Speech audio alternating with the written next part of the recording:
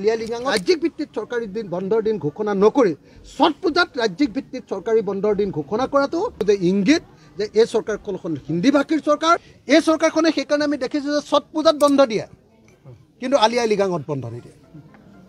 অসমত ছট পূজাত বন্ধ হয়, আপোনালোকে মনত ৰাখিব দেই, ছট পূজাত অসমত বন্ধ হয় কিন্তু অসমত মিচিংসকলৰ আলিয়ালিগাঙত বন্ধ নিদিয়ে। এখনে হ'ল হিমন্ত বিশ্ব শৰ্মাৰ চৰকাৰ যি ভূমিপুত্ৰৰ নামত কেৱল ৰাজনীতি কৰে কিন্তু ভূমিপুত্ৰৰ কোনো সমস্যাৰ সমাধান নকৰে। আমাৰ যি আলিয়ালিগাং সেই আলিয়ালিগাঙত চৰকাৰী বন্ধ ৰাজ্যিক ভিত্তিত চৰকাৰী বন্ধৰ দিন ঘোষণা কৰিব লাগে আৰু ৰাজ্যিক ভিত্তিত চৰকাৰী দিন বন্ধৰ দিন ঘোষণা নকৰি ছট পূজাত ৰাজ্যিক ভিত্তিত চৰকাৰী বন্ধৰ দিন ঘোষণা কৰাটো অত্যন্ত গুৰুত্বপূৰ্ণ। মই ভাবোঁ যে ইংগিত যে এই চৰকাৰখন হিন্দী ভাষীৰ চৰকাৰ। এই চৰকাৰখনে ভূমিপুত্ৰৰ চৰকাৰ নহয়, এই চৰকাৰখন খিলঞ্জীয়া চৰকাৰ নহয়। এই চৰকাৰখনে আমাক লুটিবৰ কাৰণে কেৱল খিলঞ্জীয়া শব্দটো জাতি মাটি ভেটি